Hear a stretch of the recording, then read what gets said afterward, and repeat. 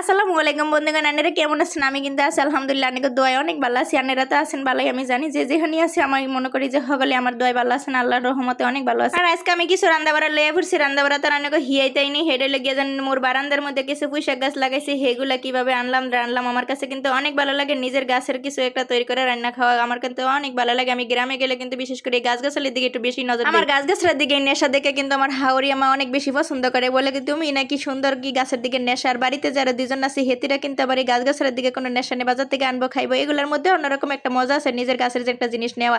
তো যাই হোক, নিজের শাশুড়ি আম্মা কিন্তু আমার কাছ থেকে নিয়ে অনেক সময় লাগে। আমি একটা কিছু লাগাইলে হেটা নাকি একটা অনেক বেশি গাছের মধ্যে ফল ফলাদি হয়। এর লিগে আমার শাশুড়ি কিন্তু আমি বাড়িতে গেলে সবসময় সবকিছু রেডি রাখবো যে আমার হাতে দিয়ে কিন্তু বীজ লাগানোর চেষ্টা করে। তো এই লেগে প্রায় সময় কিন্তু আমি বাড়িতে গেলে লাগাই দিই। পরে আবার ফোন করে আমার কয় যে দানা তুমি যে গাছটা লাগাই দিয়ে গেছো সেটার মধ্যে কি পরিমাণ জানো সিম ধরছে, কি পরিমাণ লাউ ধরছে, কি পরিমাণ পেঁপে ধরছে, এত সুন্দর করে ধরছে, তুমি আবার কবে আইবা, কবে আবার লাগাইবা? আমি মা গো মা আবার কবে যাবো, এটার কোনো শিখ আছে গো মা, আমি কি আর দিন বেড়ে গাছ লাগাইতে যাইতে পারি?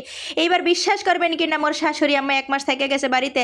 আমার শাশুড়ি আম্মা কইতেছে তোমার বারান্দার মধ্যে একটা সিম গাছের বিচি লাগাই দাও তুমি, হেটা আমি বাড়িতে লিয়ে যাবো। আমি মা গো মা এটা কোনো কথা হইলো গো মা, আপনি এত দূর জার্নি করে যাইবেন, এটা কি আর থাকবো? এটা একটা কথা হইলো নাকি? আমি আবার গেলাম এটা লাগাই দিই। আমার শাশুড়ির কিন্তু অনেক পছন্দ গাছ গাছরা লাগানো, বিশেষ করে সবজি গাছের দিকে অনেক বেশি নেশা। আমারও কিন্তু অনেক বেশি ভালো লাগে গাছ, ফুল গাছ আর এসে সবজি গাছ। তাই কিন্তু আমরা বারান্দার গাছ বা বাড়ির গাছের মধ্যে যে পরিমাণ পরিশ্রম করি, যে কষ্টটা করি, আসলে কিন্তু পোষা যায় বাড়ির থেকে। বাইরের থেকে যদি কিনা নিই, আসলে বাইরের থেকে দাম এত বেশি না, কিন্তু আমরা যে পরিমাণ পরিশ্রম করি বাইরের মধ্যে শ্রম দিই, আমার কাছে এটা একটা ভালো লাগা এই জিনিসটাই আর কি, এছাড়া আর কিছুই না।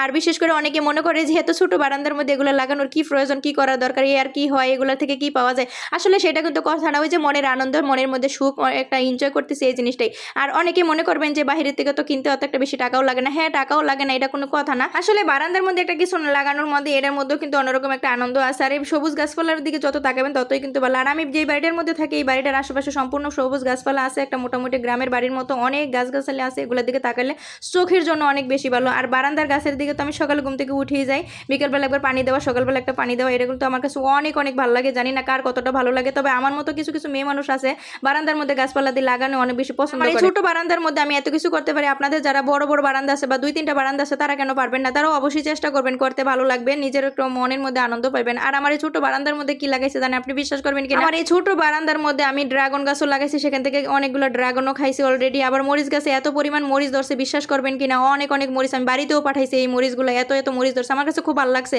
মানে আমার বারান্দায় মরিচ ধরছে, আমি এটা শাশুড়ি আমার বোনকে দিয়ে তারপরে খাইছি, আমার কাছে খুব ভালো লাগে জিনিসগুলো। তো সবাই তো আর এই জিনিসগুলো পছন্দ করে না, আমার মতো আসলে মনে করে যে বারান্দায় এগুলো নোংরা করে। আসলে নোংরাটা এরকম কিছুই না, যদি পরিষ্কার পরিচ্ছন্ন রাখেন নিজের কাছে সবকিছু নোংরা এরকম হওয়ার কথা না। আপনারা চেষ্টা করবেন নোংরা যাতে না হয়, একটু পরিষ্কার পরিচ্ছন্ন রাখবেন, গাছ টাছ লাগাবেন, দেখবেন আপনাদের নিজের কাছে একটা ভালো লাগবে।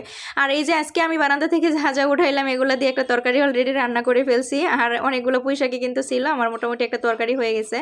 আর আজকের মতো বিদায় নিতে হবে, আজকে অনেক কথাবার্তা বলে ফেলছি। যদি ভিডিওটা ভালো লাগে অবশ্যই লাইক কমেন্ট শেয়ার করবেন। আল্লাহ হাফিজ।